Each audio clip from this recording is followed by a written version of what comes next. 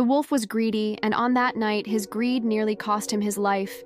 He had brought down a lamb on the edge of the forest and devoured it hungrily, tearing into the flesh with little care for manners or measure. His jaws dripped with blood, his teeth sank deep, and in his haste to swallow every last morsel, he gulped too quickly. A sharp bone lodged itself in his throat. At first it was a small discomfort, but soon it became agony. He gagged and coughed, his tongue lolling, his breath rasping as though fire burned within him. He clawed at his own throat, pacing wildly in the moonlit clearing, but the bone would not move. Panic turned his strength into weakness, and fear shadowed his fierce eyes.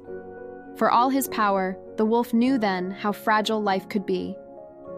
He staggered to the riverbank, plunging his muzzle into the water to drink, hoping the flow would dislodge the bone. But no, his throat remained blocked, the pain sharper than ever. He howled into the night, his voice broken, and the sound carried through the trees. Birds startled from their nests. Rabbits fled into burrows, but one creature, curious and cautious, came to see. A crane, tall and elegant, her feathers pale in the moonlight, glided down from her roost near the marsh. Her long neck stretched, her keen eyes studying the wolf from a safe distance.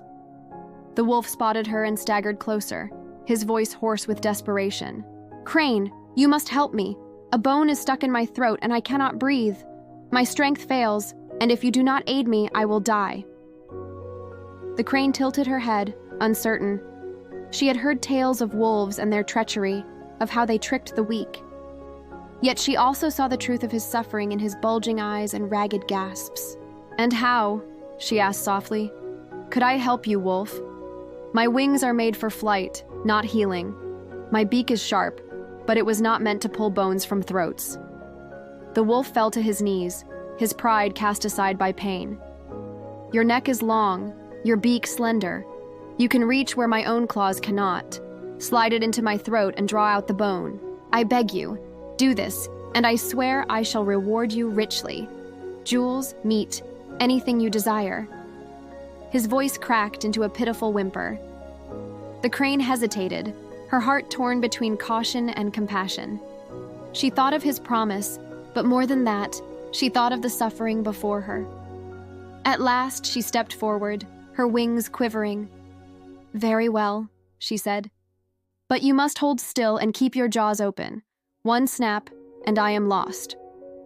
The wolf nodded desperately, jaws falling wide, the stench of blood heavy on his breath.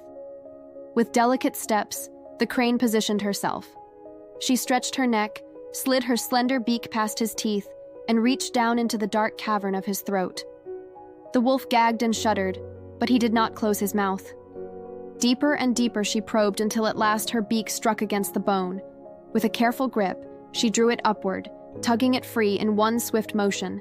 She pulled her head back, the bone clamped in her beak, and tossed it aside into the grass. The wolf coughed, shook his head, then drew in a deep, glorious breath. Relief flooded him, and strength surged back into his limbs. He stood tall once more, his chest rising proudly, his golden eyes blazing with life. The crane stepped back, exhausted but proud of her courage. "There," she said softly, "you are saved. Now, wolf, remember your promise. Reward me as you swore." The wolf turned his gaze upon her, and in his eyes the gratitude had already soured into something colder. He bared his teeth, not in a smile, but in a sneer. "Reward you?" he growled. "Foolish bird, do you not see? Your reward is that you placed your head between the jaws of a wolf and lived to tell it. That is payment enough."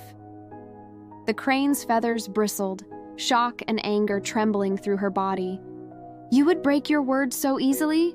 she cried. "I risked my life for you. Without me, you would lie dead in the dirt, yet you repay me with mockery?" The wolf's voice rumbled, deep and dangerous. "You expected treasure from me? I am wolf. My word is wind, my gratitude hunger. Be gone before I change my mind and make you my next meal." He snapped his jaws for emphasis, and the crane leapt back, wings beating in fear and fury. She rose into the night sky, her heart heavy but her spirit burning with resolve. From that day on, the crane told her tale to every creature who would listen. She warned them in the marshes, in the forests, in the fields. "Beware the wolf's promises," she said. "He will beg with honeyed words, but his nature is his law, and he will repay kindness with teeth." The story spread, whispered by sparrows, murmured by rabbits, repeated by owls in the night. Soon all the creatures knew the wolf's gratitude was emptier than his belly, and his word carried no weight but deception. The wolf, meanwhile, carried on with his life, but wherever he roamed, eyes followed him with suspicion. The animals kept their distance, for though they had always feared his strength, now they feared his treachery too. Even when desperation struck him again, no creature came near, for trust, once broken, leaves a shadow deeper than hunger, and no promise of the wolves could wash it away. And so the tale endured, not as a story of the crane's courage or the wolf's survival, but as a warning carved into memory that kindness shown to the ungrateful is wasted, and that those who betray mercy will one day find themselves alone in their hour of need.